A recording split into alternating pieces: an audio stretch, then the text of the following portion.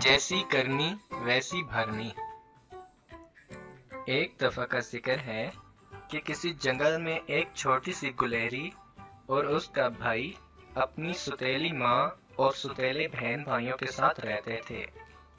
اس ننھی گلہری کا نام خاشمہ تھا، جو عمر میں اپنے سب بہن بھائیوں سے بڑی تھی۔ اس کی ستیلی ماں اس پر بہت ظلم کرتی اور اسے ساتھ لیے سارا دن جنگل میں پھرتی رہتی۔ وہ پکی ہوئی انجیریں تلاش کر کے انہیں تھیلوں میں بھرتی اور جب شام ہوتی تو وہ تھیلے کمر پر اٹھائے گھر لوٹ آتی۔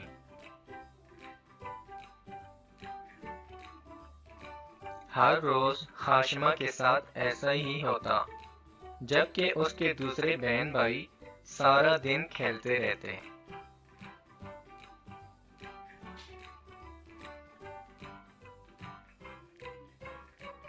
خاشمہ کی ستیلی ماں اپنے بچوں سے خوب لاڈ پیار کرتی، جبکہ خاشمہ اور اس کے بھائی کو کبھی اس نے پیار سے دیکھا بھی نہیں۔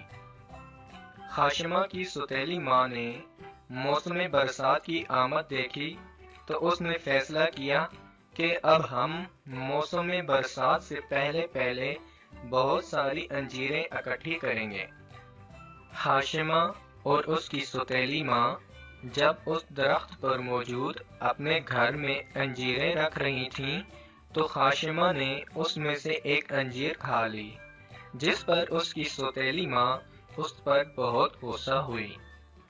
اس نے چھڑی سے خاشمہ کو اتنا مارا کہ اس کے جسم پر نیل پڑ گئے۔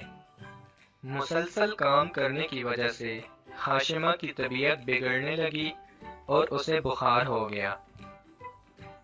بخار کی شدت سے نڈھال ہو کر وہ انجیروں پر ہی گر گئی۔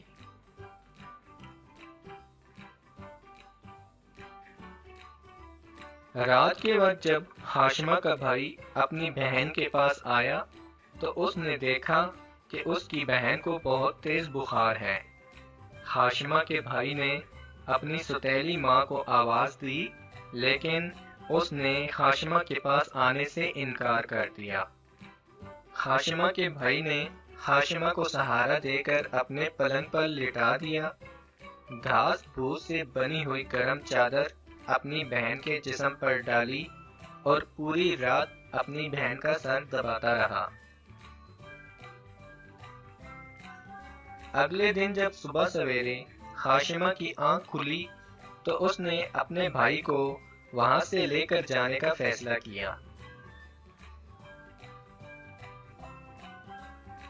ان کو وہاں سے جاتے ہوئے ان کی ستیلی بہن نے دیکھ لیا اور جا کر اپنی ماں کو بتایا تو ان کی ستیلی ماں نے انہیں خوب برا بھلا کہا اور پھر اپنی انجیریں دیکھنے لگ گئی کہ دونوں بہن بھائی انجیریں چرا کر تو نہیں لے گئے۔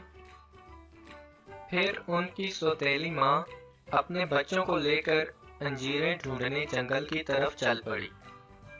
خاشمہ کی طبیعت ابھی بھی بہت خراب تھی۔ وہ ابھی گھر کے پاس ہی تھے کہ انہوں نے دیکھا ایک بھالو ان کے گھر کے پاس آ گیا ہے۔ بھالو کو انجیروں کی خوشبو محسوس ہوئی تو اس نے اپنا ہاتھ ان کے گھر میں ڈال کر وہاں سے ساری انجیریں نکال کر کھا گیا۔ جب خاشمہ کی ستیلی ماں اور اس کے بچے واپس آئے تو انہوں نے درخت پر پنجوں کے نشان دیکھے تو انہوں نے اندازہ لگا لیا کہ یہ بھالو کا ہی کام ہے۔ خاشمہ کی ستیلی ماں اور اس کے بچے اب بے گھر ہو چکے تھے۔ خاشمہ اور اس کا بھائی واپس اپنی ستیلی ماں کے پاس چلے گئے اور خاشمہ نے اپنی ماں کو تسلی دی کہ وہ سب مل کر اس سے بھی اچھا گھر بنائیں گے۔ خاشمہ کی یہ بات اس کی ستیلی ماں کو بہت پسند آئی اور وہ بہت خوش ہوئی۔ سب نے مل کر اسی طرح کا ایک اور گھر بنا لیا اور سب ہنسی خوشی رہنے لگے۔ دیکھا بچوں، اگر کسی کے ساتھ برا سلوک کیا جائے تو ایک دن اس کا بدلہ